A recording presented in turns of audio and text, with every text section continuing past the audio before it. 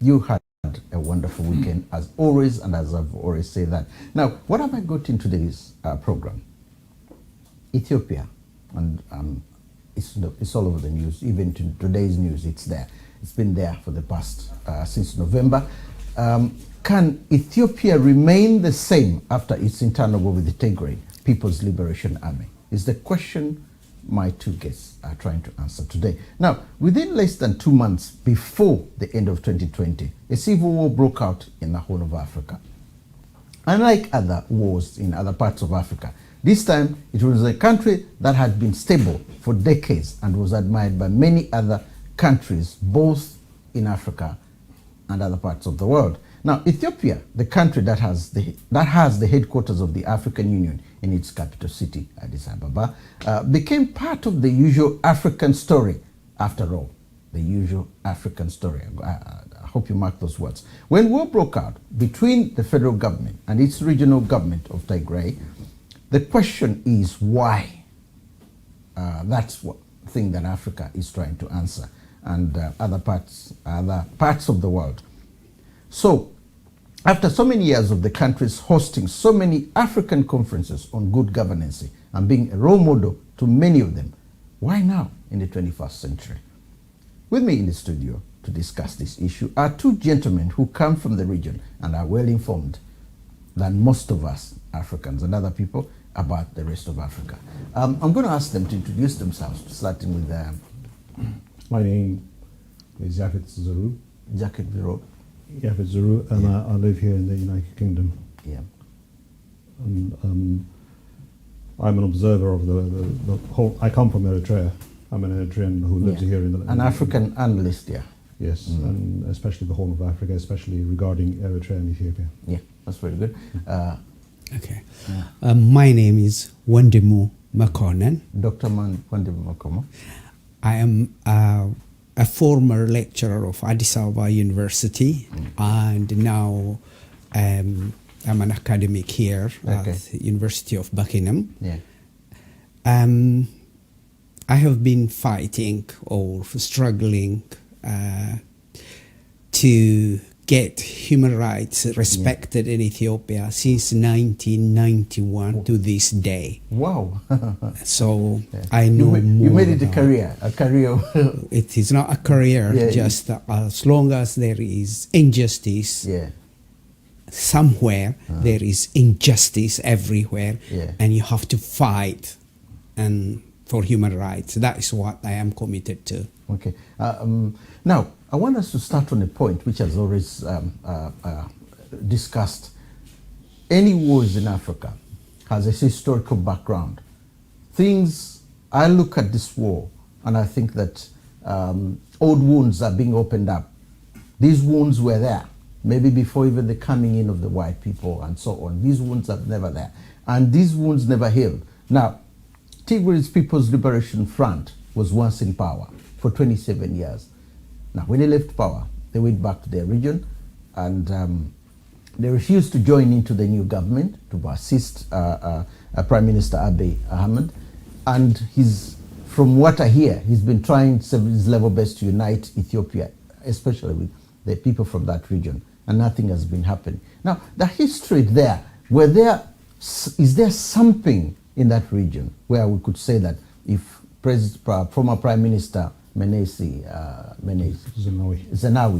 could have done to make sure that this doesn't happen again, that these Tigrayan people become part of Ethiopia, as they are part of Ethiopia, but make sure that the integration is that Ethiopia remains one as it is.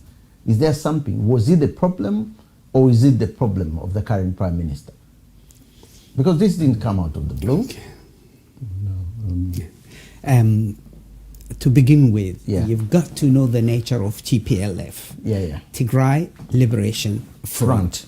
From the very beginning, they were not meant to remain part of Ethiopia, but to break away from Ethiopia. Yes. But before doing that, they have to enrich themselves and their region and break away. Just imagine if IRA is at Westminster, what would happen to the United Kingdom? That's a very good example. Yeah. Exactly. This Liberation Front, separatists, ended up in charge of the whole country. Okay. So from the very beginning, it is not to unite Ethiopia, but to break it up. That was their aim from the beginning. That is it. That is why they didn't change their name. Starting from the very beginning, they were Tigray People's Liberation Front, and they remained as that forever. And they have got Tigray Liberation Front manifesto. And the idea is, and that manifesto written in black and white, is to break away Tigray, taking land from the Amhara region, Walkite, Humara, Raya, taking the land eventually from Eritrea and getting an outlet to the sea, to the Red Sea. That plan is still in place. And they were born with that idea, and they are dying with that idea now. Can the leaders, because if it's the idea is there and they are so committed to that, but the leaders who are leading, who are from other parts, like Menes wasn't from that, was he? The former prime minister. He is from the. He was from the region. He was from the region. But if you get other Ethiopians, like the current prime minister, to say, let's unite as Ethiopia, let's work together, the dialogue, because there is that element that maybe the dialogue was never done by him and the others who are in government.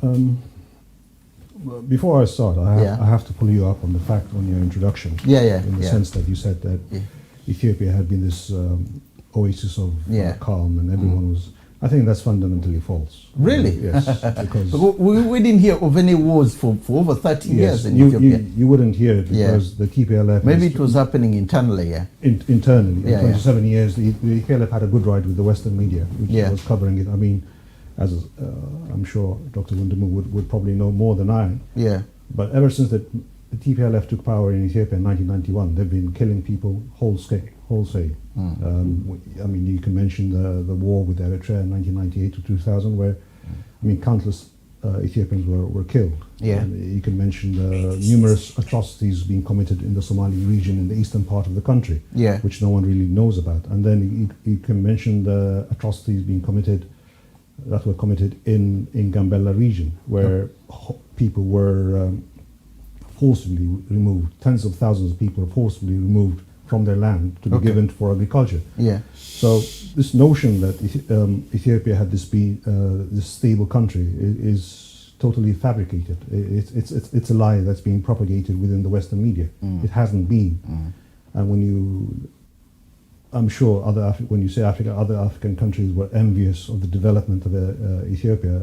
That's also false, because the TPLF presided over an unprecedented level of corruption within the country.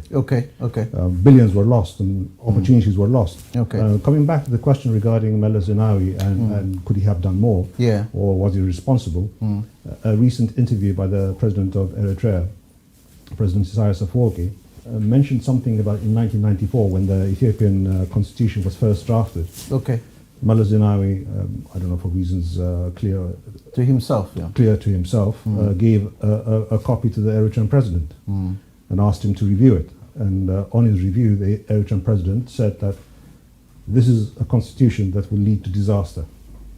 Really? Yes. He said this constitution does not befit the nation of Ethiopia, because it was deliberately designed to cause chaos, and it was deliberately designed to plant time bombs all over the country. Ethnic groups. When you have ethnic politics, there's bound to be because tension. You've got political parties that are affiliated to their ethnic groups. To ethnic groups, No ideology, nothing. It's when you really think about it, the West has used ethnic politics to divide, to make divisions in Africa, to divide and weaken Africa.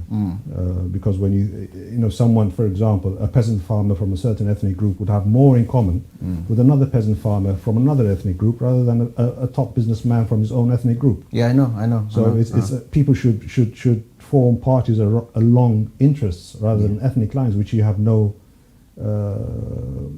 you're born into a certain ethnicity. You have no control over what ethnic group you belong to. So to form politics along these lines is asking for trouble. And it was deliberately done to destabilize Ethiopia so that Ethiopia would always be permanently under the control of the TPLF. What they didn't reckon was the fact that the Ethiopian people, I think, had enough of it.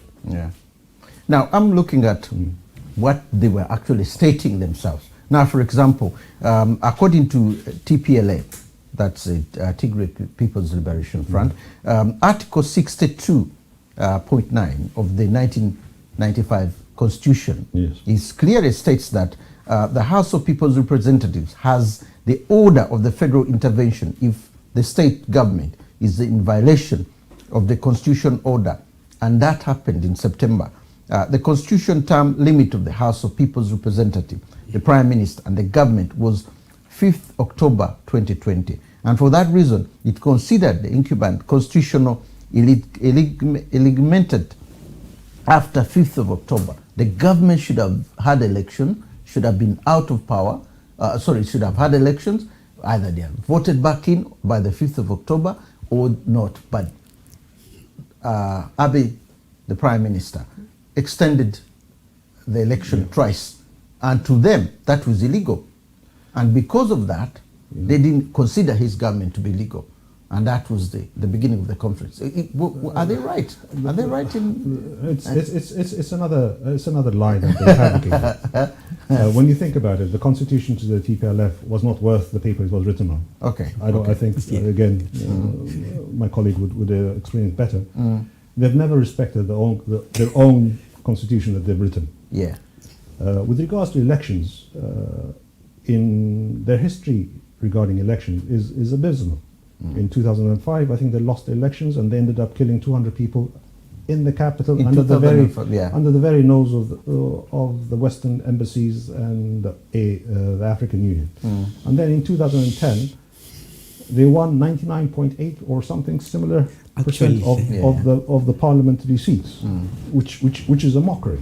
And then in 2015, they won 100% of the parliamentary seats. And after saying that they've won 100% of the parliamentary seats, within a few months, the popular protest that eventually kicked them out of power started. So you cannot tell me that a country that's just voted you in with 100% then starts another protest a couple of months later and kicks you out. So this notion about this argument about sections of the Constitution. Because the explanation which was being given by Adi, I better give you a chance. Do you think they're right as far as this is concerned?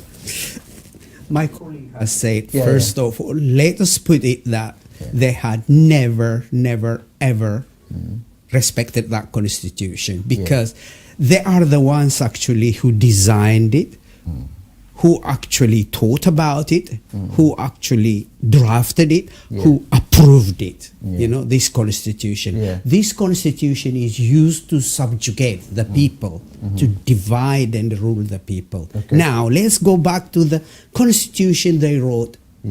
In 1995. If you look into the constitution, you will see that, you will clearly see that the federal government had an upper power. If there is any renegade anywhere, the government, the federal government had the power to go in and sort it out. As it has done. That is written as that. Now, let's come to the to the election process. The election, you see, this is not word of God, it is a word of man. It's not Ethiopia. In Africa alone, more than 20 countries have postponed the election because of coronavirus. Similar number in Asia, in South America as a whole. Ethiopia is not an exception, because there is a coronavirus that is killing the people. So at least they have to come to try to control that. While they are concentrating on that, now it is appropriate to do something about the election where everybody will come and crumble and then spread the virus. At least they have to think first what to do with the virus. It is not Abiy Ahmed, Prime Minister Abiy Ahmed, who decided. It was first of all suggested by the election commission, and then went to the federal parliament, and the parliament decided to postpone it, and now there is a government. Now the thing is, they went ahead with the elections in Tigray of their own people. They went ahead, and theirs were successful in their region, and that's what they were telling the government, that listen, we've gone ahead with our elections in our region, and ours has been successful. Why can't we do the national one? So it all depends on your definition of successful. in the sense that there are totally one thing that the whole world should understand is the Tigray TPLF think that they are invincible. They are invincible and they can defy anyone. And they have got that notion because 80% of Ethiopian armaments, weaponry are located in Tigray to protect the Tigray people, so-called. They put it there, by the way, to protect the people of Tigray from Eritreans. That was why it was there. And once they catch that weaponry, because they are in control, and they could defy any Abiy or all the government, the remaining ones are actually coached and brought up to the government by them, and they think that they are their junior partners. There is something about... Can I just add, regarding the elections that you said were successful, are you aware that there are 2.7 million voters were registered in that election? And in the Tigray area? Yes. And the TPLF won 10 million votes. Yes. 2 million were registered. 2.7 were registered. But they won 10 million. I think that says a lot about the election.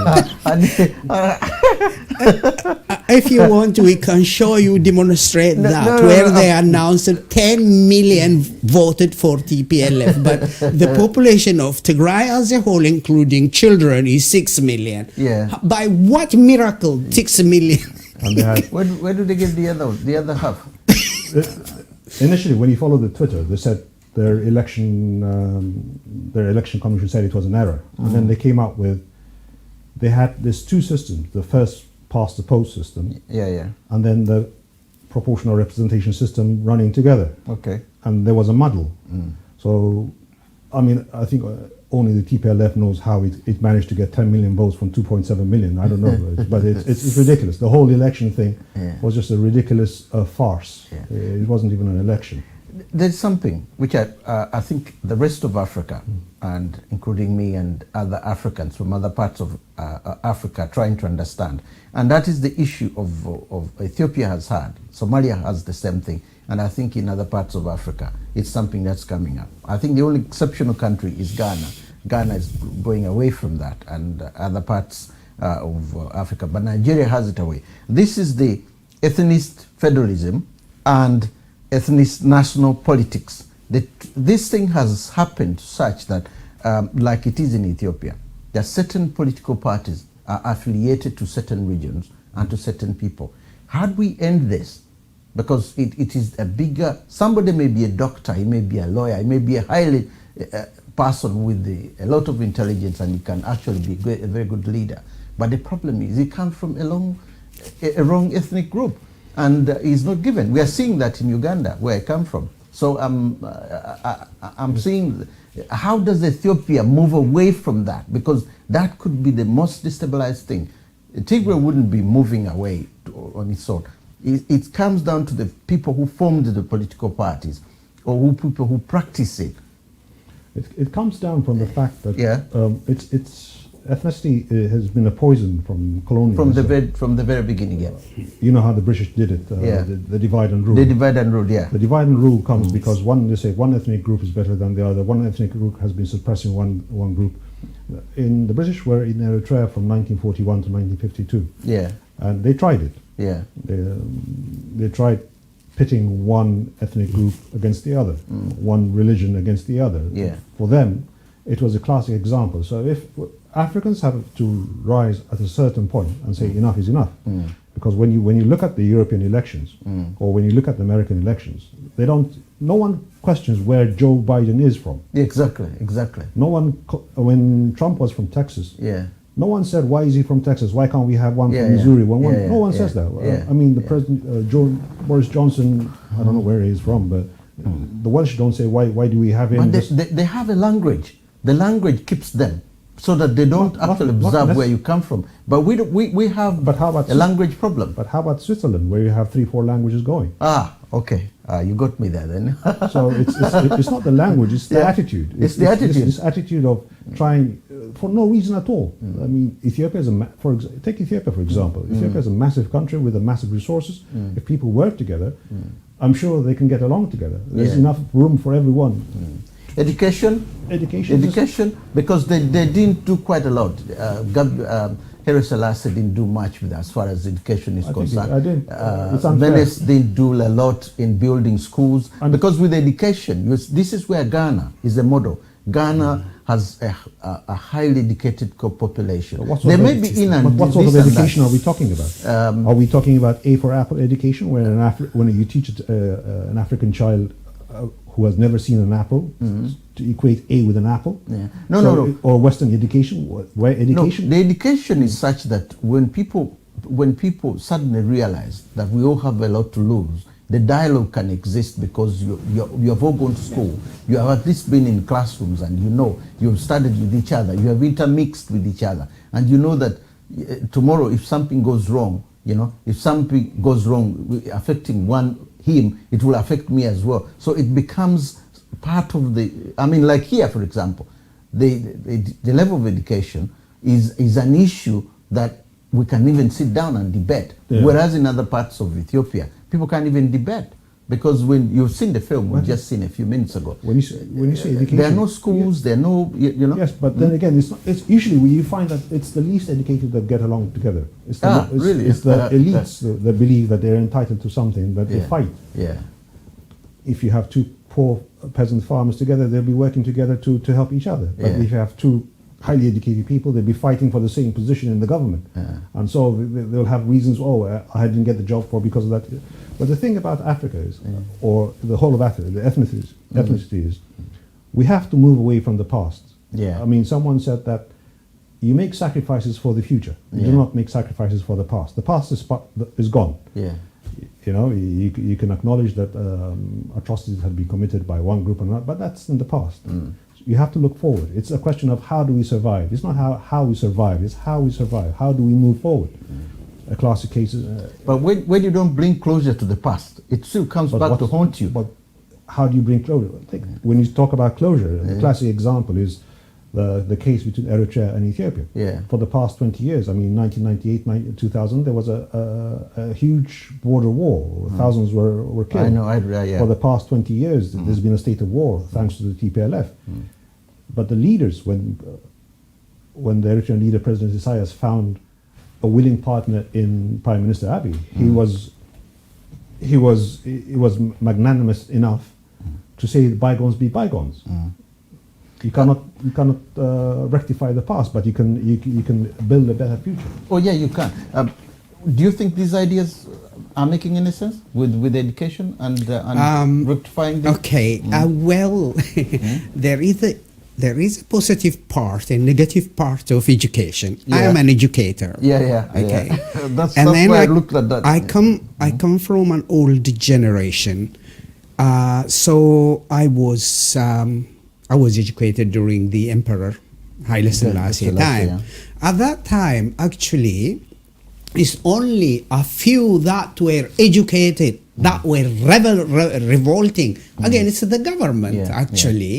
The farmers, I was born in a village, and I came from, my parents hailed from a different region. There was no difference among us. We just lived together, we grew up together with other children, and we spoke the same language, and no problem whatsoever. Of course, we have one national language, which was Amharic, and that is the only written language at that time, and there was no problem. What happened is, well, the Western power that had grudges, let me go back before that. The Adwa victory was clinched when there was no much education in the country other than the church education, the traditional education. Ethiopia is an ancient nation, and we lived together. We respected each other, and whenever an outsider invader came, so we came together to fight him. Yes, as one. And there was no, yes, governments to become to have an upper hand. One regional government might fight against the other regional government. In the world, there is no country in the world that shaped up by itself automatically. One has to push the other. Even here, the Scottish have to fight against the English. A United Kingdom was created that way. They are trying to break away, by the way. They try. They tried and failed. So Ethiopia is created in the same way as other countries. United States of America, how many Ethiopians can be placed there? You understand? The trouble is, now when the TPLF came and started dividing the country along linguistic ethnic lines. Take, for example, one region called Benishangul Gumuz, in the eastern, where the GERD is now. There are 5 ethnic groups in that region. In that region alone? That region alone. And the majority are the Amharas. Can you imagine? The Amharas. Amharas, yes. 20, because Benishangul Gumuz was created taking land from Walaga, the Oromia region, and the vast majority of land from the Amhara region, and they recreated that and gave it to the Gumuz and the Berta people. Only Berta and the Gumuz are the ones who administer that region, where 24.5% Amharas have no saying in that region. They were born and bred there, and their parents, grandparents were born and bred there. And now they have divided along ethnic lines, linguistic ethnic lines, but some of them in that region itself, there are so many languages spoken. You give it to Oromia, the territory, but in Oromia region there are so many other ethnic groups, and and then there is a conflict. Education, the elites are the number one problem of when I thought they would solve the problem. It is absolutely, they are the ones who read somewhere something, and they brought something strange like socialism, and then disturbed the whole system that was working. We have the only area that we had a problem, a slight problem, was Eritrea. At that time. It's because of Eritrea was taken away and then fought back again and incorporated into Ethiopia, and then they didn't like it, and then they went away, and then they have to go out. They wanted to fight to break away, and there was a problem there. There were a problem. I'm not going to deny there, because when the federation was annullated, cancelled, and incorporated totally under the government of Haile Selassie, and that was when the problem started. Apart from that, elsewhere we were in peace. Honestly speaking, in peace. Now the Derg came and ransacked everything, and then after the Derg, I call them tribalists. Came. Tribalists, not only tribalists, separatists. And they ransacked it. And guess what? They are all educated. The leadership is all educated. Dr. Wundimu mentions Eritrea, and I think that's where the root cause of the TPLF comes from. The Eritrea case is different. Eritrea has got a different history to other parts of Ethiopia. It's for whatever reasons, for colonial reasons, because we were colonized in other parts of Ethiopia. Well, when the EPLF started its struggle to liberate, when the Eritreans started to liberate, And then in 1974, the TPLF, that's when it was formed. Okay. The TPLF has this thing about copying whatever the Eritrean People Liberation Front, EPLF, does, even down to the name. We have the EPLF, you have the TPLF. Yeah. But history, when you look at Eritrean history, Ethiopian history, Eritrea was supposed to be a different independent entity by 1941. All right. For colonial reasons and for the past, for historical reasons. But the region where the TPLF comes from, Tigray, has been an integral part of Ethiopia. Okay. So you cannot liberate that part from the other parts of Ethiopia. It's been part, and that's the EPLF and the TPLF actually fell out over this in 1984, where they had severed relations. So this notion of the TPLF copying whatever the EPLF does or whatever it's like a parrot. It's like it always copies. Yeah. It's got nothing of its own. It always copies. So they came up with a problem. They called themselves the Tigray Liberation Front. Yeah. In 1991, they took power. They still didn't change their name. Yeah, they ruled Ethiopia as a liberation front of a region of Ethiopia, which means that for some reason, while even they were in power, absolute, I mean, we're talking about absolute power, the TPLF could do anything in Ethiopia. Yeah. They were telling the whole world that the region they come from needed liberation. Well, so they were the ones in power. Yes, because they didn't bother changing their name. If you have a liberation front, there must be that you're telling the whole world that Tigray needs liberation, but from what? Yeah. So the whole section came from the whole point. The problems that we have today emanates from the fact that the TPLF doesn't know. It wasn't. I can't say it doesn't know, but was not truthful about its real aims. What the real aims of what they want really is. It's all covered up. They couldn't come up with, because the Tigray Liberation Front, like Dr. Wendimu said, that they wanted to use the resources of Ethiopia. Yeah. Develop Tigray region. For example, they built a Takaze Dam, massive hydraulic. It's another disaster because I've never heard of it producing any sort of electricity. Yeah. Millions were spent. I think 25% of the whole budget was spent trying to reinforce the wall, because they never do things with research. There's no feasibility study done. We want to find out as well, people from the other parts of Africa, the presence of Eritrean soldiers on Ethiopian soil and the unity that has suddenly come to light between Ethiopia and Eritrea to get rid of the Tigray Liberation Front. Because you saw from the news we watched, the clip we watched, that clearly some Eritrean troops were in Ethiopia. And from a report that I had here, from the UN Secretary General, not the UN Secretary General, the Human Rights Secretary from the Human Rights, Mr. Michael, I'll get you the name. He was suggesting that clearly we could see that the presence of Eritrean troops, the Ethiopian government only controlled something like 40% of Tigray. The rest of it was being controlled by the Eritreans. Is this true? That's another blatant lie. Well, false information. Because even when you say this guy says that the Eritrean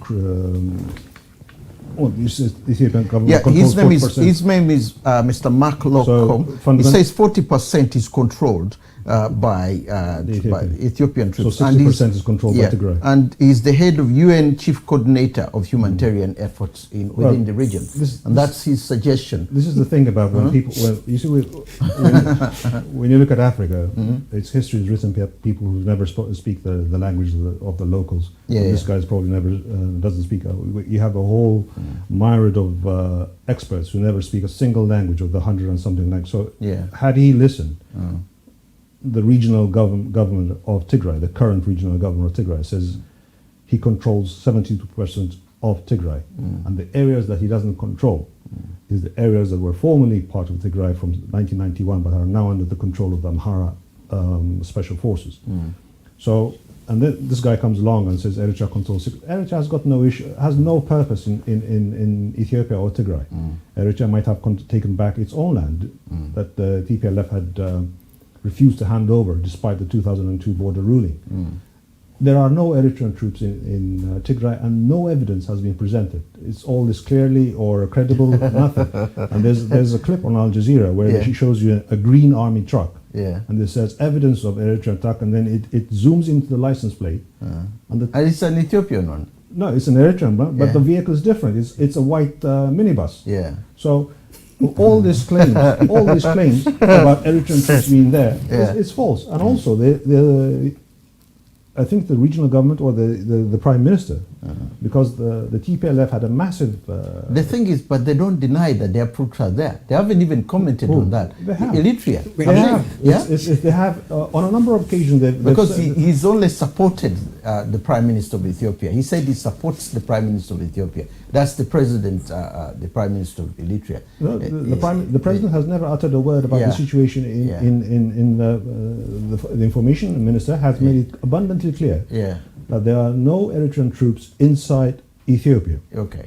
The problem is the thing about Eritrean troops is if you were to listen to the news of the TPLF, you have Somali troops there, you have Eritrean troops there, you have the Amhara Special Forces, you have the Ethiopian forces, you have the UAE, United Arab Air Force there. Yeah, UAE as well. Yeah.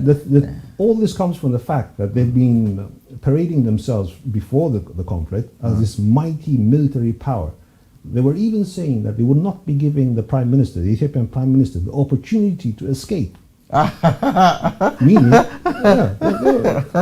they were saying that, and they were wiped out within 2 weeks. And they have to justify the fact that they were wiped out by the Ethiopian army by bringing in all these extra armies. The Ethiopian, it's the Eritrean army, it's the Somali army, it's this. South Sudan, don't forget South Sudan. The whole world was against us, and we were only. But before that, they positioned themselves as this mighty army. They even had this thing about they were a generation that caused the mountains to shake. The mountains in the present were shaking.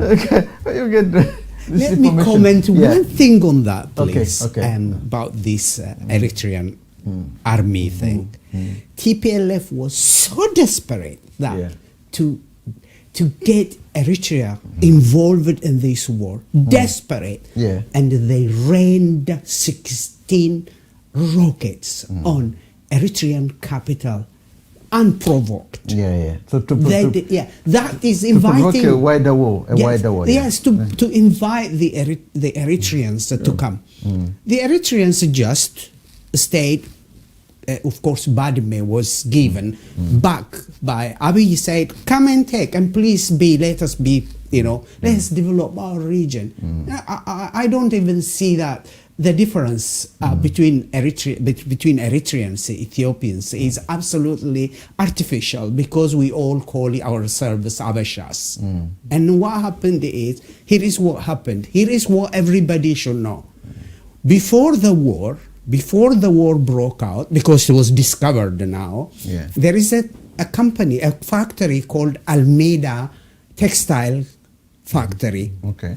In that Almeida Textile Factory, they were producing Eritrean uniforms, Eritrean military uniforms, Ethiopian military uniforms, Ethiopian Defense Force military uniforms, and Amhara militia uniforms, neighboring. Why did they produce that? A pile of it was discovered. If you take Tigray, you can correct me here. If you take Tigray and Eritrea, predominantly they speak the same language. They are like the same. They are the same family tree. That's a misconception. They are parts of Eritrea because, and also by the same token, large sections of Eritrea are very, very similar to sections to Sudan. In fact, in the 1940s, the British had a plan of sectioning Eritrea into two: the western part to incorporate to Sudan, and the eastern parts to Ethiopia. There is a similarity, no doubt. They can speak Tigrinya. They can speak. But we have 9 tribes, 9 ethnic groups in Eritrea, and one of them speaks the same language as Tigray. Just one, so that's 1/9 of the population. Okay. So there are 8 other ethnic ethnic groups that have no connection with Tigray. Okay. Okay. But anyway, they're in the same area. They're in the same region. They border the same area. So there is the Kunamas and the others I know where. What the TPLF is doing now is the remnants of TPLF wearing Eritrean Defense Force uniform and going and ransacking the people, their own people. Their own people? Their own people. And then claiming it was Eritrean force. Okay, let me put this. They don't even have the right to say that, because that at the time, by November 3rd November, when they attacked the Ethiopian Defense Force, imagine one division. I got it from a military expert. One division has about 48,000. 48,000 personnel. Out of 48,000 personnel, some run to Eritrea and came finally recovered from Eritrea. Others were recovered from within Tigray. All that added together, it is only 12,000. 36,000 Ethiopian Defense Force soldiers were massacred, ambushed and massacred in their beds. But when that was done, the border, both with the Sudan and Eritrea, was left unprotected. Even if the Eritreans, they didn't do it, even if the Eritreans poured in, the Tigray Liberation Front has no right to claim that, because they are the ones who left the border. The Ethiopian government never invited Eritrean government to come and support them. No. Or the Sudanese moved in 40 kilometers into Ethiopia and now occupying that land because the border was left open, unguarded. And what moral authority do you have to say that? Okay. As far as the Ethiopian government is concerned, what we hear is, if there is anything like the Eritrean soldiers coming and killing Ethiopians, they are going to investigate and take action. So far, that is what the commitment is.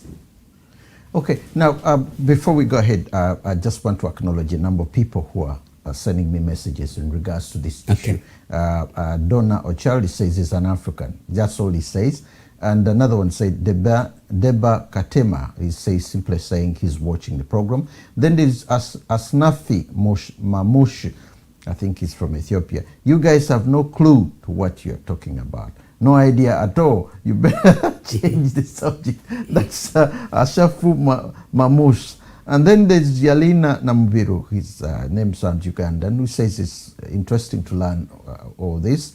Then Aristak.com, who says absolutely. Aristak.com, who says, okay, that is now, look, that's how fake media works. And then he comes back again. TPL is a Western propelled segment, terrorist element, no difference to Al-Qaeda and Boko Haram to destabilize the Horn of Africa. Agaf Fahas, he says he's watching. Yes, tell them the truth. That's Agaf, the same person again. This is just to acknowledge these people who are watching. There is an issue here. When the Ethiopian Prime Minister, Abiy Ahmed, came to power in 2018, he made significant reforms to the country's judicial system, economy, and foreign policy. According to an article by Haile Mariam Desalegn, this is a former Prime Minister of Ethiopia, TPLA officials were concerned these moves were going to threaten their political and economical position in the country. These changes that were made. Hence, TPLA officials started defying orders from the federal government and made avert and covert actions to undermine and delegitimize the parliament, defense forces, and the federal government. Is this true? Because you've commented on something which is on similar ground. It's worthwhile looking at the background of the country before, when Ethiopia was under the TPLF. The TPLF had absolute power. And we think the Prime Minister came out saying that when he took power, I think he came in April 2018. 2018, yeah. The TPLF was in total control. Yeah. And he said that they used to take him to his office in the morning, lock him inside his office, and come and get him in the evening.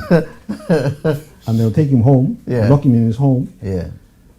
And in the weekend they'll lock him out, and he couldn't even get on the porch, on the veranda. He couldn't leave. Basically, he couldn't breathe without their say so.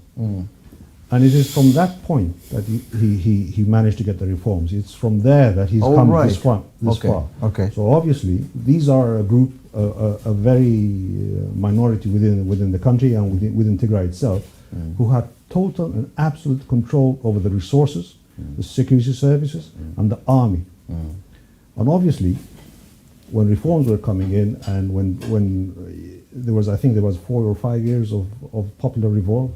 People had enough. They were going to lose their privileged positions. And another thing was because of the stance they had taken, because their region borders Eritrea. And over 20 years, the region was suffering. Because the access to the sea and their people couldn't sustain it. But they had the opportunity to make peace with Eritrea, but they never took it in the past 20 years. And when Prime Minister Abiy came and he established peace with Eritrea, and he managed to get the border open at some point. The Eritrean government had opened the border with a border that had been closed for 20 years. The TPLF also tried to exploit that and tried to change it. They went into Eritrea, they tried to undermine Eritrea, they're trying to change the government, to put in a puppet that they wanted. The TPLF has been the what would be the right word? It's been trying to it's been the spanner in the works in the peace process. It never stands for peace. The TPLF never wants peace, never wants development. I mean, it's a selfish clique where it's only interested in exploiting the resources of the poor for their own benefit. So this notion about the TPLF feeling left out, no, they couldn't. They had the snout in the trough for 20-something years. Yeah, but when we look at it right now, the industrial hub of Ethiopia is not. They didn't build anything in their area, or Ethiopia is not building anything in their area, because the economical hub now of Ethiopia, where the Chinese have built industries and so on, is not in their area. Or they haven't built anything over there. But that's their fault. I'll give an example. There's a potash deposit, one of the largest potash deposits in the world, in the Danakil. And the Eritrean-Ethiopia border crosses this deposit. And on the Eritrean side, it's been developed. On the Ethiopian side, during the TPLF, they had financial backing, but it couldn't. The problem was, this potash deposit was 3 hours away from the nearest port in Eritrea. But during the TPLF, because the border was closed, they had to. The plan was to ship it through Djibouti, which was 3 days away. So you cannot have an industrial. I think they have several industrial complexes in Tigray, but you cannot have an industrial complex in Tigray and then try to export it when your border with Eritrea is closed. From the borders from Adigrat to Massawa, it's only about 3-4 hours drive. But if you put some sort of industrial complex there, without the border being open, then to get it to Djibouti, it's taking 4 or 5 days. So it's pointless. So it's their own undoing. It's their own selfishness. And besides, they have done as much as they can for the region. You have the hydroelectric dam, you have the cement factory that was sold, had a monopoly on the supply of the Nile Dam. You have even the whole army, as you were saying, 70 to 80% of the Ethiopian army was inside Tigray. And you had the Ethiopian Air Force that was stationed in Mekelle that had been shifted there. Mekelle, the capital, Yes, under the pretext of WF being renovated or attacked from Eritrea. They had tried their best. So they are not in a position now to say they've been left out or they've been sidelined. It was their own undoing. It's about time they shared, and it doesn't hold ground. Their source of discontent does not hold ground. That's not good. Do you think so as well? Because the TPLF is control freak. They are not left out. What happened is when they lost the control of the country, the power, it slipped. It slipped out of their hands just before their eyes. What happened was they made a terrible mistake. Rather than being part of the new change, the new change, if they were there, part of it, they are so manipulated, they could have gained so much because they had properties everywhere and factories they built everywhere that belongs to them. And they have land that they grabbed everywhere and being sailing busy, and they have enriched themselves. And had they stayed there, probably they would have somehow have had some say. What happened is, as soon as the leadership chain took away from them, not as such, but let's share the power, spread it fairly, they didn't want that. Therefore, by their own mistake, the leadership, the entire leadership of TPLF moved to Tigray and hold up there. If they remove themselves from the government, how can you say that somebody pushed them out or left? They didn't. They just left it. They made that mistake. If they were there, probably they would play a big role within that change. Because what we are facing, we, especially the Africans who are seeing what's going on in the country, and the information that we get is quite different. Now, the demonstrations took place in November in various capitals, in London, in New York, in Washington, in Australia, and so on. When the war started, there were so many demonstrators, and we went on to we believe the demonstrators, because they were demonstrating for the Tigray area. Even in London here, I attended the demonstration that took place, despite the fact that there was a virus, but because of the humanitarian issues that we are receiving about the war, it was a question of going and saying, look, maybe we give support, or maybe we get to know more. As a media person, I went to know more, and give me some information regarding this. If tomorrow I'm going to talk about it. They were showing me pictures that were taken of children being killed. I mean, you're a humanitarian person, you've fought this, and it really brings anybody to tears. If this continues and the outside world is seeing the killings, you've seen they are telling us about the massacres and all that took place in Tigray and so on by the Ethiopian government. This sort of imagery that will come, won't this bring in some kind of support that could eventually affect the region, not just Ethiopia alone, but the entire region? Yes, the TPLF is waging a propaganda war. Images and stuff. They never tell you that they're the ones that launched an attack on the Ethiopian army, killing tens of thousands. But who are these supporters in these major cities? These Ethiopians who are supporting them? These supporters are the beneficiaries of the TPLF. When we talk about 20 to 30 billion pounds dollars being siphoned off from the Ethiopian army, it's been going on to the supporters. Money is being paid. Large sums are being paid to these people to support, to give the impression. But when you think about it, when atrocities, I mean, there was a story about an atrocity in Axum, which is totally fabricated. It's the circumstances does not mean. For example, like Axum is one of the holiest cities in Ethiopia. Is the holiest city? City in Ethiopia. And if a massacre had happened, the Ethiopian patriarch would have come out on TV and would have summoned his supporters and would have chastised the Ethiopian government and whoever is responsible. But it never happened. And this they're trying to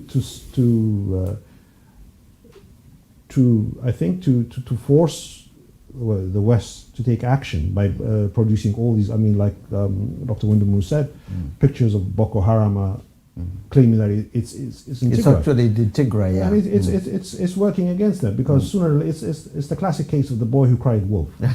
So it's sooner or later people are going to find out the truth. There's no wolf, and they are. It's the sole numbers that now bothers me. If we really don't have anything there, and then you have numbers that are coming out on the streets in our various capitals who are doing this. Okay. Go ahead. Yeah. Ask yourself. Yeah. TPLF was in power for 27 years. 27 years, yeah. Control, absolute control. Okay, I am here because I'm a refugee and I'm not a Tigray. Yeah. Okay? Yeah. How did all those people came all over the world? Yeah, yeah. You can see the TPLF had hundreds, I don't know, maybe exaggeration maybe, okay, let's say about 30,000 digital wayane, they call them. Yeah, yeah. They have spread all throughout the world before the war.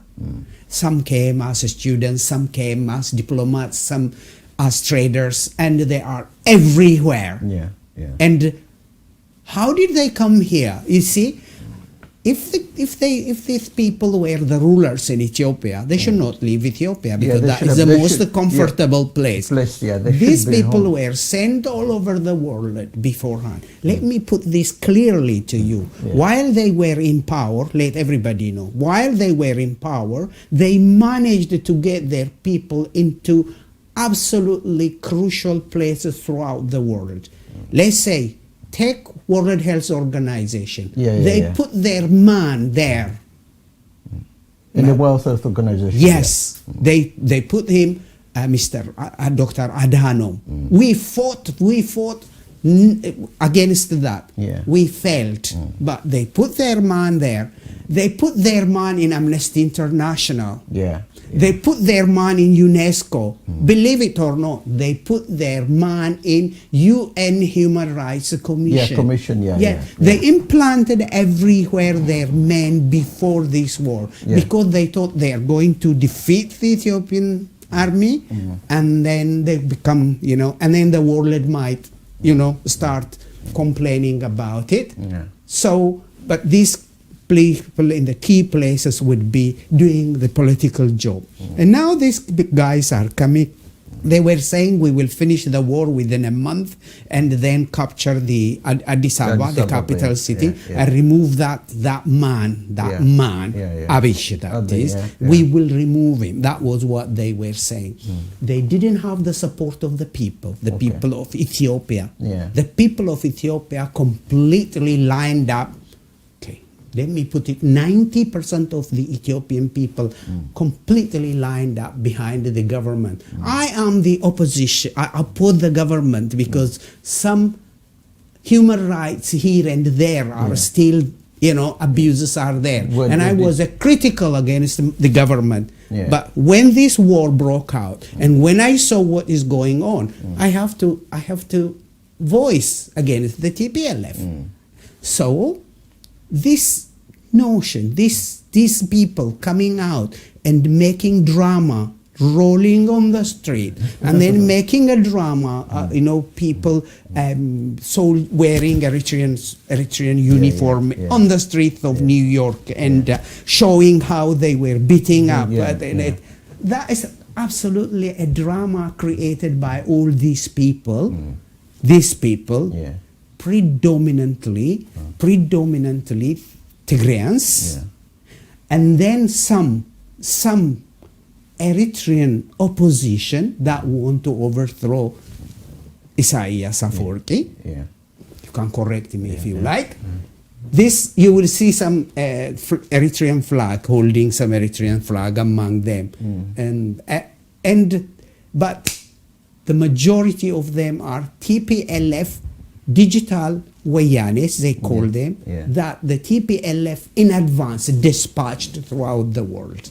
Now, the issue of Africa, the EU, the African Union, not really coming in firsthand as well, was a bit of a concern to the Africans themselves.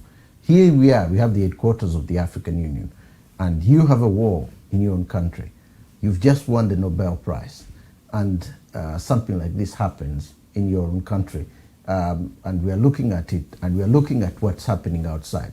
A dialogue of some sort would have been really right from the beginning. When, for example, when they refused the elections, when they refused to say that they are going ahead with the elections and we should do, one would think that the Prime Minister of Ethiopia, Abiy, looking at his position in Ethiopia and the world as large and Africa as a whole, would say, why can't I have a quick dialogue? Because it comes back to that. Is there any way we can have a dialogue with these people rather than with TPLF, rather than going ahead into a conflict that has costed human life to such a huge extent? Yes. Somewhere along the way, that's the thinking. I'm looking at those lines. Ideally, yeah. When you say the African Union and its predecessor, the OAU, the African Organization of African Unity, it's never served its purpose. Yeah, it's never served its purpose. Yes, when you think about it, in 1974, November 1974, 22nd November 1974, yeah,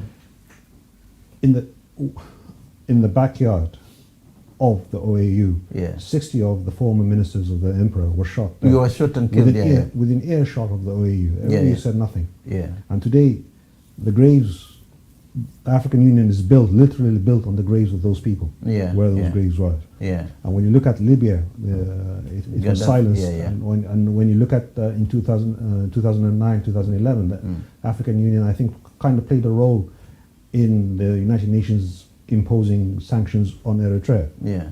So the African Union, it's non-existent. Yeah.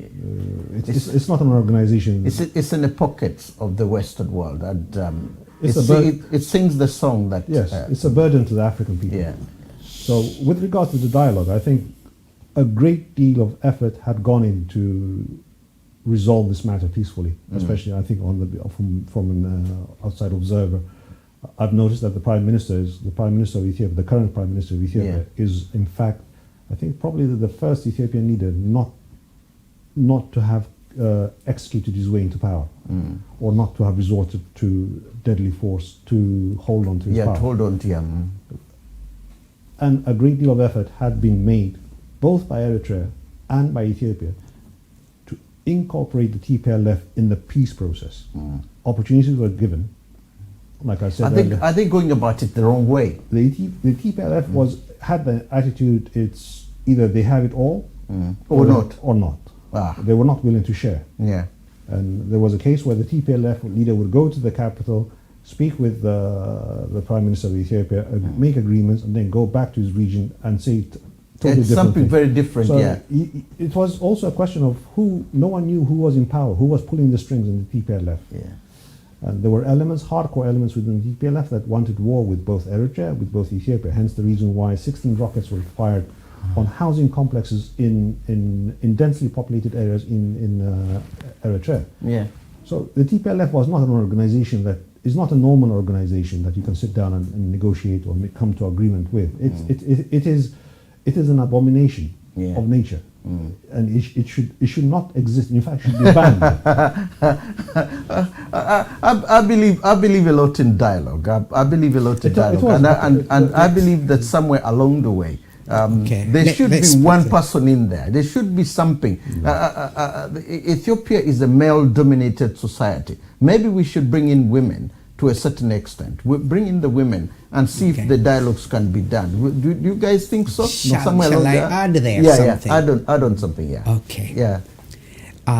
By the way, 50% of Ethiopian ministers are women. Are women, yeah. Yes, 50%. Never heard before. Yeah. Okay? Yeah.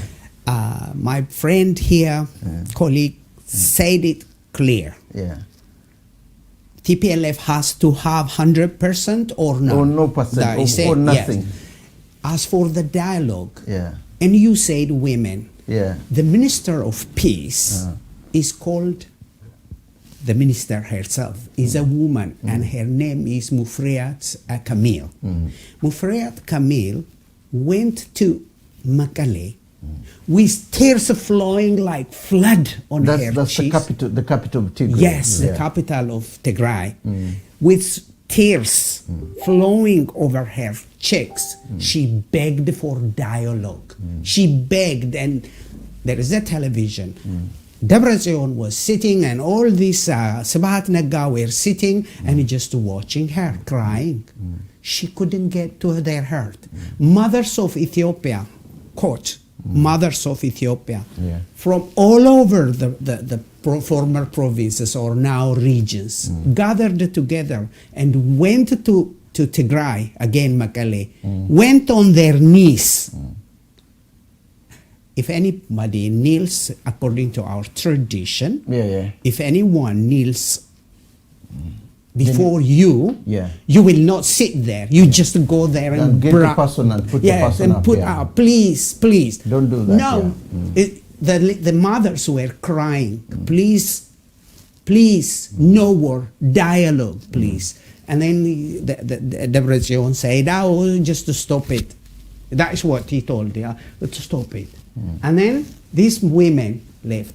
The Patriarch of Ethiopian Orthodox Church, Abba Matthias, the head of the Muslim religion, Mufti, Haji Mufti, the icon marathon, Olympic marathon, Haile Gabriel Selassie, and 50 people, big elderly people, well-respected people. According to our tradition, you can't stand before the patriarch. He is just the second person next to God.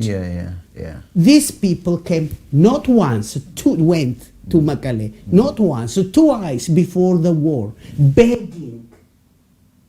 They insulted them and humiliated them and sent them. Dialogue had been tried, attempted. TPLF had to have it 100% or not. Or no percentage. And they insulted them and chased them. Okay. This is interesting because we never get to get this information. We always get the information when we always get the information when it's in a different format. Now, I just want to revisit this area once again to see, there are quite a number of them, but it seems to be, so TPLF was the cancer to the Horn of Africa. This is somebody who doesn't put his name down. TPLF was a cancer to Horn of Africa and puppet to Western hegemonisms in the Eastern Africa. That's what one says. This is the first time I've heard of Omega.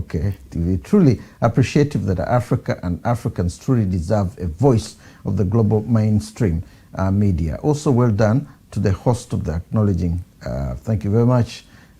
So you say that acknowledging your viewers. Thank you very much. That is Eric Star, UK Media. Then Teddy Asfro, the Andro victory of Ethiopia over Italy 125 years ago, created Eritrea because Ethiopia could not kick Italy out of Eritrea in 1940s. UN organized referendum, unite Eritrea as a federal state. Someone is giving us the history here. As a federal state, I must point out it's the wrong history. In a moment. It goes on and to try and give this whole thing, the UN organized referendum, united Eritrea as a federal state. After the federation was annulled and void due to Eritrean parliamentarians, some scrambled a rebel group for independence. TPLA joined the battle with Eritrea rebels and overthrew the Mengistu regime in 1991, and Eritrea became independent. The 2-year Badme War, that's how it says, 1998 and 2000, almost 100,000 people lost on both sides. TPLA finally started a war 4 months ago to topple Abiy and failed. USA and EU have tried their best to save TPLF. TPLF is now running a hit and run attack and has no supply route to wage a longer guerrilla war. There's quite a number of them. I didn't know the numbers are gone out. So I was trying to get the history of this. Most of them are congratulating. They wouldn't accept any dialogue because they are scavengers. Someone is abusing that. TPLF lost the war like ISIS. The difference is Ethiopia did it in 15 days with little collaboration damage. The West are bullied by TPLF. Quick loss. Okay, what is this? Let's ask the EU if Ethiopia was free and democratic nation ran under the TPLF and there was have been put in place to give Eritreans asylum all over the EU and the world. How is it that we see a lot of Tigrayan, he goes on and then he cuts off here. Now, from what you've heard, these are views which are given by quite different people here. Others are accepting, others are, of course, saying something. He begged them for milder than 2 years to come to the dialogue. That's someone's Agaf also says from what you just said to come to the table. Now, I'm trying to, from what I'm gathering here, obviously there are those in support and there are those who don't, and they are viewing it from a different angle. And the history of what you are trying to say about the creation of Tigray under the what this gentleman was trying to say, and you said, yeah, maybe I just wanted to finish the whole thing. Was he wrong? It's not an accurate depiction of the history, but the creation of how Eritrea came about is the story of the colonial history of Africa. Yeah. And the TPLF, of course, didn't start the war to its own struggles, so to help Eritrea fight its struggles. Yeah, yeah. Like I think the best thing, the TPLF is a parasitic organization where it leeches onto a more powerful organization. It was the EPLF, and now it's the Americans, and now it's what the TPLF does. It misconstrues history and gives you an image of what it wants to say, but behind it, it's a hideous and it's a totally false organization. It's like the Hollywood set where you have the facade and behind it it's empty. That's the whole thing. It's about there's no substance to the TPLF. For example, when Prime Minister Abiy came, the first thing he did was to make peace with Eritrea. He knew that peace in the region is essential. Is it? Yeah. And the more African leaders understand that peace is essential, that's what Eritrea, the president of Eritrea, has been saying. They've been trying to portray him as a warmonger, but he's been trying to have peace in Sudan, Ethiopia, Djibouti, Somalia, bring the whole thing together. And once you've got the region together, and then you can go to the wider Africa. Africans need leaders. And when you remember Patrice Lumumba, when you remember Guinea, the first Nkrumah. Ghanaian leader, Kwame Nkrumah. Secretary Thomas Sankara. These were people who were looking, who had a vision. Even Gaddafi had a vision for Africa, a bigger vision for Africa. And the minute you have a bigger vision for Africa, you're always cut down by the West. You cannot serve their interests. So in the Eritrean president, he's been holding his ground and trying to make a regional peace. The only thing is he didn't have a partner until Prime Minister Abiy came along. Prime Minister Abiy is a man of peace.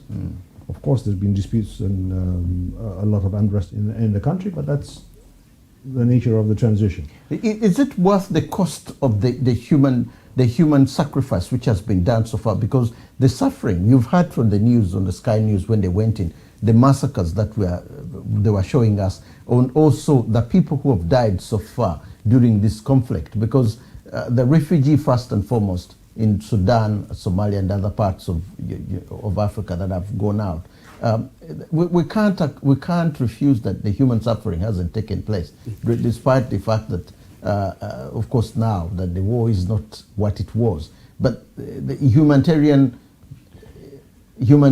issues have to be addressed, and they are talking about war crimes at the moment as well.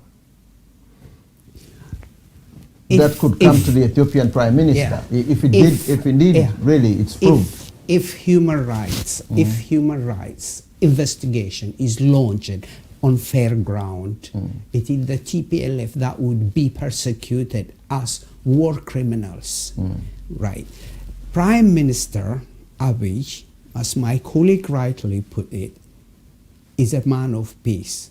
I was complaining against him because of his inaction, because some killings were being orchestrated by the TPLF elsewhere. And he was not taking action. And because of that, I was one of those who was really, really complaining against him. When it came to Tigray, he was so patient, so patient. TPLF was doing everything until it crossed the red line. Imagine a Ugandan army is located in, let's say, national army is in Buganda, let's say, in an area called Buganda. That's my home, to my area.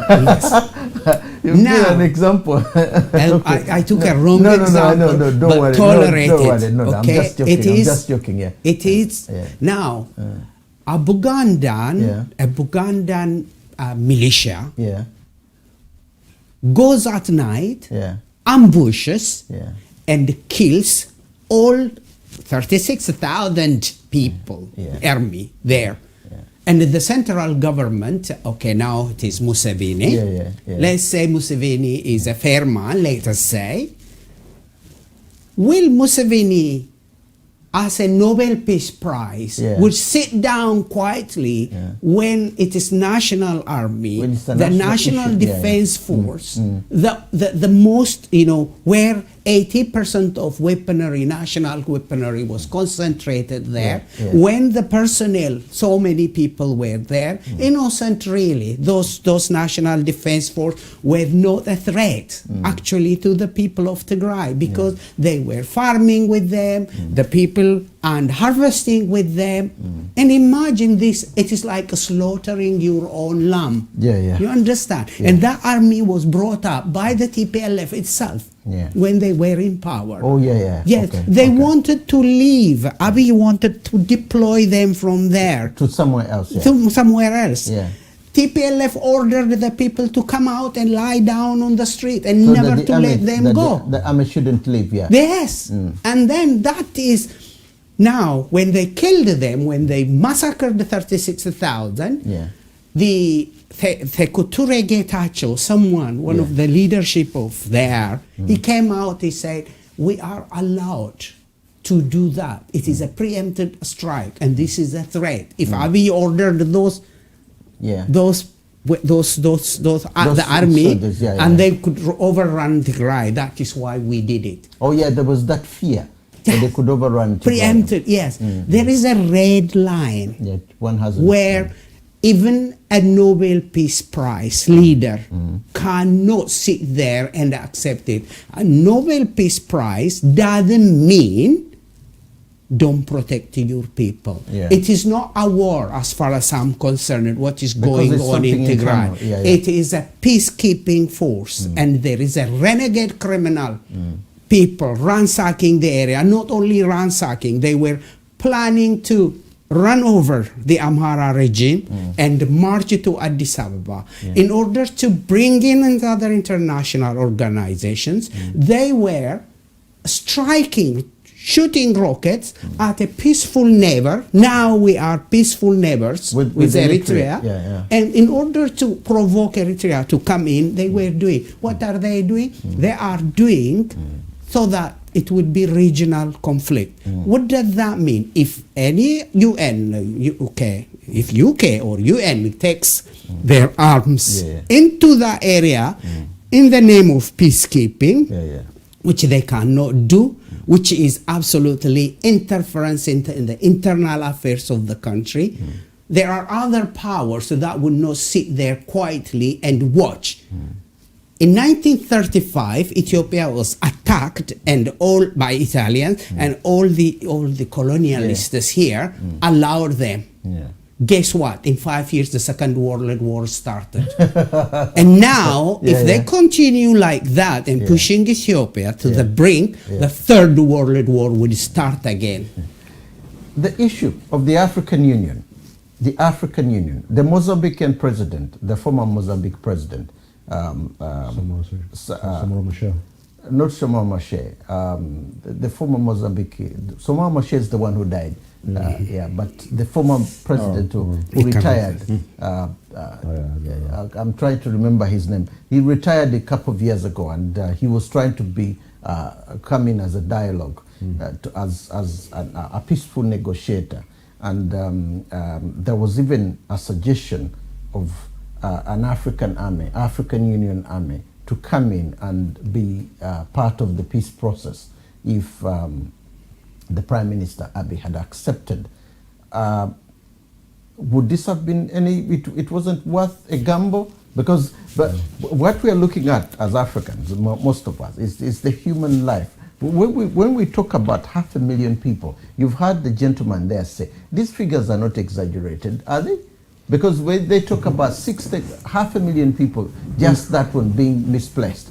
And then you look at the death toll that really happened. In a way, they are exaggerated. Because, I mean, no one wants to see this kind of suffering. Yeah. But the problem is, one has to be able to call a spade a spade. Yeah. And we have to lay all the root cause for the suffering at the TPLF over the past 27 years, and especially about the past 2.5 years, and more so since November, because they are the ones that attacked and instigated this warfare. But the problem that the world has is trying to sift through all the misinformation to find the truth. For example, you talk about the refugees, but most of them were driven by the TPLF to cause so that it would catch the attention of the world. Because if these people hadn't gone to the Sudan, no one would be reporting about it. So people were forced by the TPLF themselves they forced their people. They have no reservations about causing any suffering on anyone. They have no allegiance to their people. If the suffering of their people gets them attention, they will do it.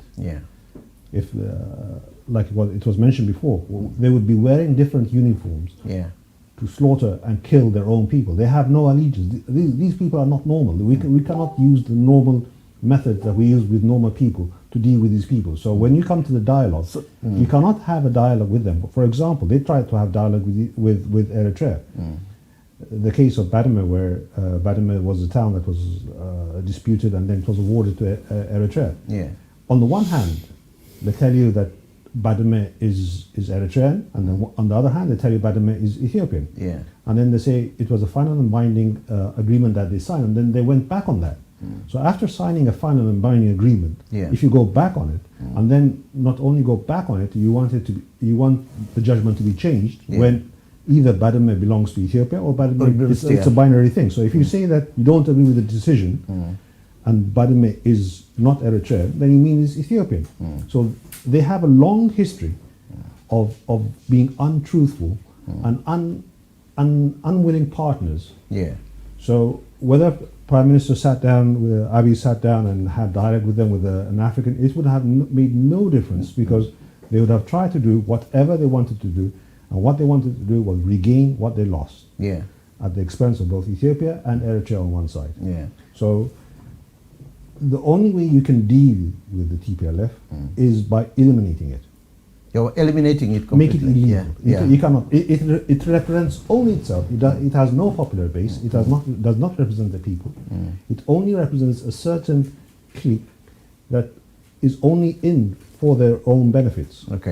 And so the sooner we realize that the TPLF is not a reliable partner, or is, I doubt whether they're human at times when you hear about the atrocities committed.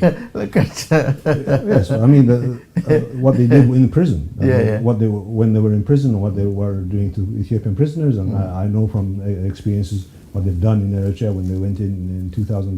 They briefly occupied Eritrean territory. And from the way they deported Eritreans from Ethiopia to Eritrea, I know they are. I think the Nazis would be envious of them. No, I've often thought of when I look at most of the African conflicts, and this is no different. There are a lot of things that are involved, and we've talked about that today. The ethnicity, the tribe, the clans, as in Somalia. These are issues that when you look at, and over a number of years I've interviewed people who come from different, and I've always seen a lot of opposition. They will be speaking something very different, and the other ones are saying something different. But the structure behind everything is the power. It has always been the power struggle. The Somalian issue is the power struggle. The people are trying to ensure that they are better than the others in most of it, especially in their areas. And if they haven't done well, then it's going to be, the blame game is going on the other ones. Because I can see that here. TPLA is blaming the Ethiopian government, and the demonstrators I encountered here in London were saying that the government has killed blah blah because it has ABCD. And obviously the government is also saying something very different. And it's very, very difficult, as you saw on Sky News, to actually get the right picture of what has taken place. And that is why when I say, is there any other way a dialogue can be reached, in a sense, say, okay, give us your best people, we talk to them. But as you said, give us your best people. Can there really be no way? No. How about bringing in somebody foreign? Because if it's internally, if it hasn't worked, you get a foreign person to come in. Not necessarily the Western powers, but a foreign African to come in and see how this African can be dealt with. Because Kenya tried it when the Kikuyus and Kalenjinis and the others were fighting after the elections. They brought in Nigerians to come and be part of the dialogue. And I saw a very interesting documentary of how people from these various areas who used to be neighbors had killed each other before the election, after the election. Then eventually now they are sitting down at the same table. But because an outsider came in, and that outsider, they listened to him. Maybe that's why TPLF is not listening, because it's listening to the same Ethiopian people. No, it can't work. With the TPLF, nothing can work. Yeah, nothing can work. Yeah, like you said, it's a suggestion going forward from where we are now. Exactly.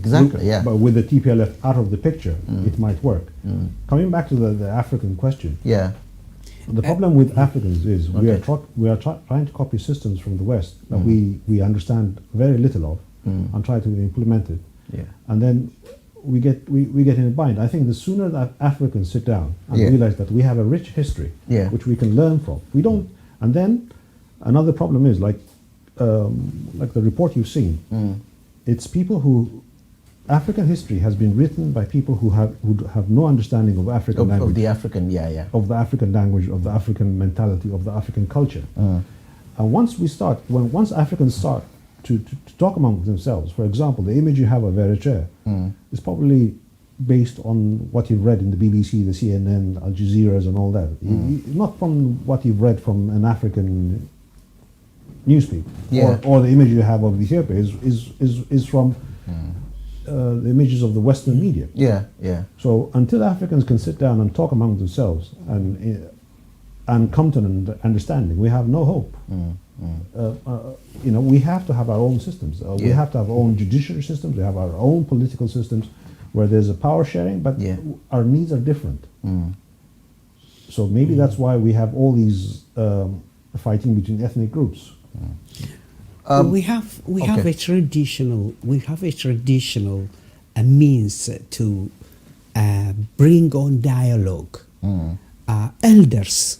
Elders are the ones who have been solving problems whenever there is a problem, whenever there is a conflict, even bloodshedding conflict. Nobody from outside can come and reconcile you. You are the one who could do that. Nobody reconciled with Eritrea. Nobody. We managed to do that ourselves. Ourselves, because we know each other's psychological background, and we are almost the same people. What do you want? That's it. Badme was given long time ago to Eritrea.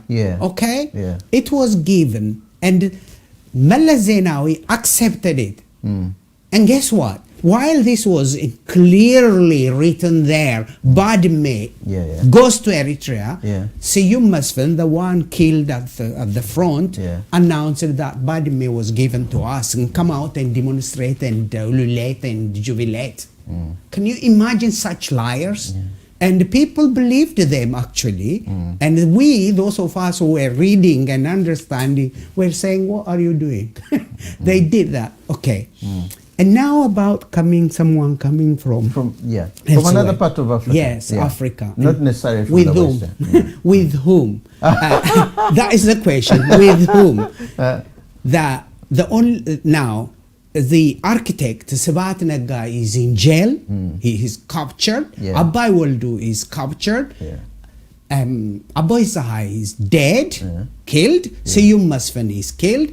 The only people that might on the run are the security chief, Getachew Asafa, on the run, this guy, Debretsion, and then one retired general called Zarkan. These are the three people remaining from TPLF leadership. Where do you get them? They are somewhere in rocks in the foxhole. You can't get them. Is it the dialogue with the people? Well, if there is a dialogue with the people, I have no problem. Because the people actually, they are fearing that these guys will come back and persecute them. That is a fear. But the whole nation of Ethiopia, there should be national reconciliation within Ethiopia. I do believe in that. If anybody does the Prime Minister believe in that? Oh yes, he does. He does. The Prime Minister. What people forget is the fact that when the current Prime Minister came to power, he wiped the slate of the TPLF clean. There was no attempt to go after them. It was wiped clean, despite what they've done in 2017. It was a new beginning. It was a new beginning. They were allowed to keep all the money. He released all the political prisoners. Don't forget that. He released. Guess what? Sorry for intervening. These guys sent it to Uganda, used to send it to Uganda and kill opposition. Kenya used to kill opposition in Kenya.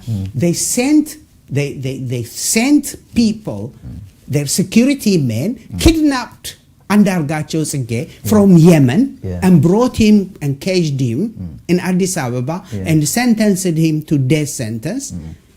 When Abiy came, he released him, and that drove them mad because they spent millions on that man just to get him. To get him. So you continue, please. I'm so sorry. I was so upset with what's going on. True. I mean, can I read a few of these before, because we're coming towards the end of the program, and it always keeps the viewers very interesting to know that at least their messages have come across. Debbie Katema, who says, great job, well done, brothers. Asmara says exactly, she simply says exactly. Kofi Kula, good job. The world needs to know the truth. Estab.com is using Estab.com. Fact is, East African combined population is 450 million alone. In comparison with the EU, 27 nations is 420 million. And the USA population is, I'm trying to see what he aims at. Imagine the Horn of Africa unit, socio-economical change would bring. Well, he's looking at the unity, I guess. Great point you are making. The great spiritual leader, Chief Salifa Powers in West Africa, Ghana, he puts his number there. WhatsApp me. He's only trying to get in touch. Well, I could do a program on Ghana, maybe. Baba Salifa, I'm great spiritual leader. So he's still simply explaining that. He's going on about being a spiritual leader and explaining. Samara Sayon, I think he's from Ethiopia. He says yes. Simply say true, yes. Great point, Dr. Wedimo. Probably the point you made. Thank you. Amis Tasfari, great point. I think he's acknowledging all of you. Guys, please stop spamming this stream through that. We're posting leaks and unrelated. Oh, no, he's criticizing the others. Well done, guests and the host. Well, have a discussion. More platforms. Thank you very much. Great job, Dr. Something added here. Well done. Everyone, well, the key thing is that I think the remaining ones are trying to accept, because the numbers I'm going on and on over my phone, and I'm trying to look at which one. What is surprising about TPLF is that they do not like the country they were ruling. They didn't like the country they were ruling. They chose to use the divide and rule method. They considered Ethiopia was a colonized, and even their name tells you, even their name tells you their section nature. So imagine people thinking of destroying the country, believing in a dialogue. He gave them 72 hours, many times, to stop the war. Well, they go on and on. I'm from Eritrea. Thank you. Let's watch the world. Let's tell the world the truth. Wow, guys, you are doing a good job. Let the world know the truth.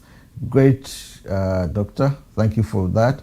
The Nobel Prize is for what 2 presidents achieved, Dr. Abe, and not sit and see when millions of people of Eritrea and Ethiopia are in danger. You can wait 100 years to bring TPLA to dialogue. Somebody says that. Abrati Sengai, brilliant points discussed by 2 brothers from Eritrea and Ethiopia.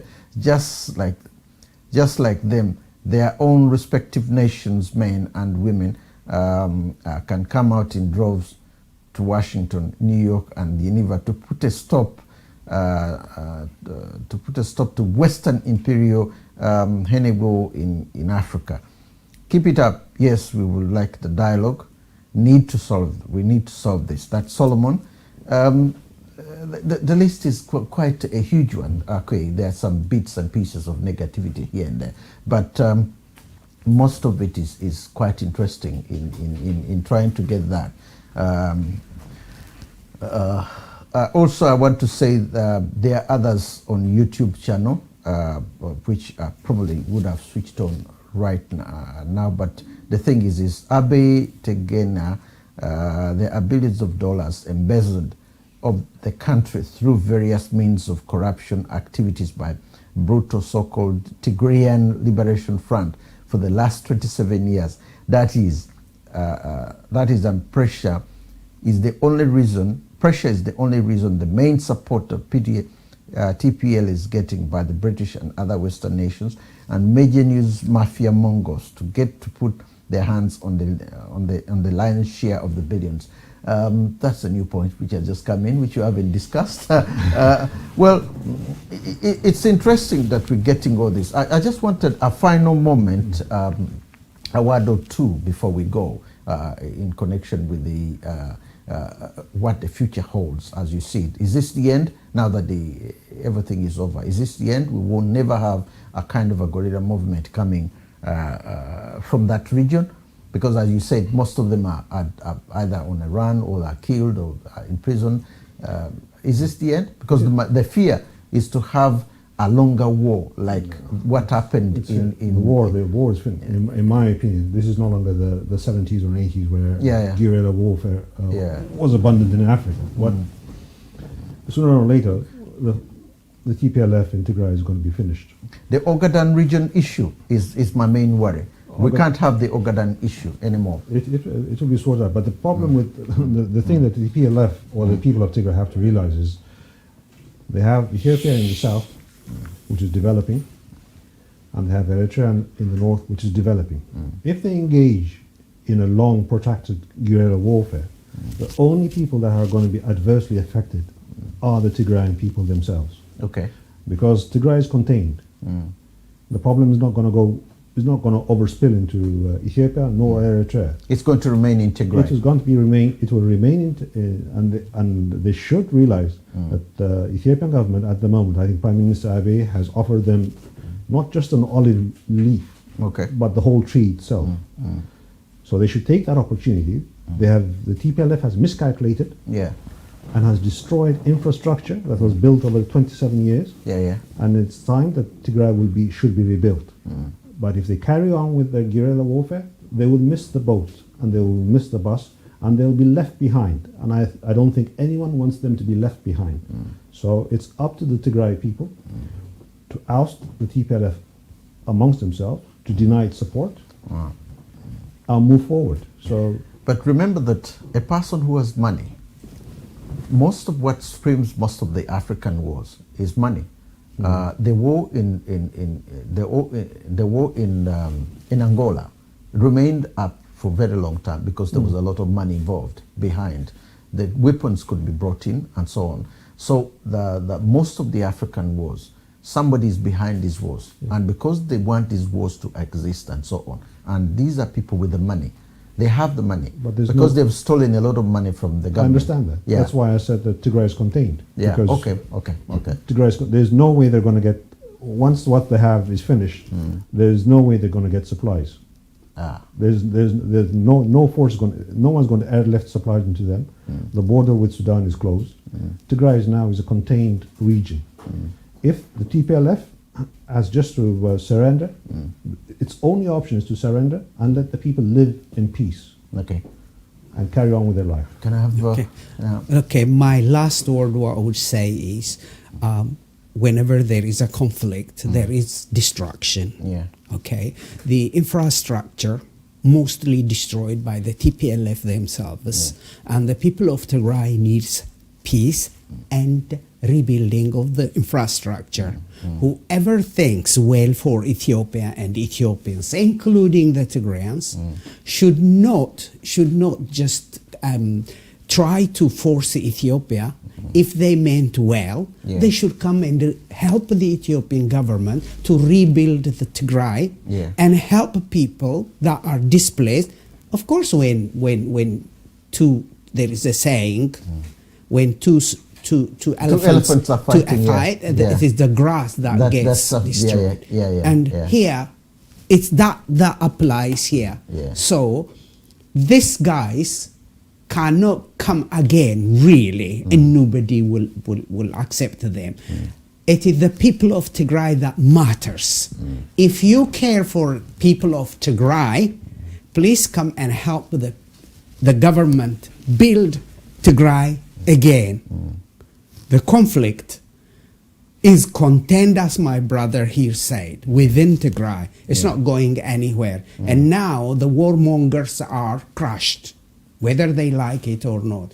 They lost the war, okay, on the battlefield, but they are going on the diplomatic field. They are really getting upper hand with the money that they stole, they looted, okay? That money will come to an end, and they will not pay anything anymore after some time to their lobbyists like Lord Arton or other people who I can mention, like Alex Doal, and all these people will be silenced because they are not going to get the money. They are paying these people to wage diplomatic war elsewhere. And it is not only Ethiopia now under attack by the West, it's Eritrea as well, which has been attacked. And when Eritrea was attacked, they didn't say anything, and now they are shouting, crying wolf when there is no wolf. And when the real wolf comes, they're in trouble. Thank you. Okay. I just want to thank you both for coming here. And of course, this has been a very healthy discussion. There's a lot of learning which you've learned, my viewers have learned about the war and about Ethiopia and about the issues that most of us take for granted, because sometimes we hear this and we hear that and we take it up, and then we'll see what the media has done, especially the Western media, and especially we in London see a lot of Western media, but then the African media as well. These are some of the things which are rare portrayed, which we rare here, especially the history. I just want to say thank you very much for viewing us, and I do hope that we'll be together again next week for another edition of Africa Speaks, and I look forward to that. Thank you very much. The most important thing that we're actually screening for is oral cancer, so mouth cancer. And mouth cancer, it's not very obvious to catch to the untrained eye. I think empowering patients is huge. It's key. It's good for clinicians. The virus is clever. It enters, and we'll come to that, it enters the human body, usually, as we said, through what we call droplet infection. Impurities, so many heavy metals, so many salt. So, but if you have the kidney, and you drink clear fluid, not tea, not alcohol, not beer, clear water regularly,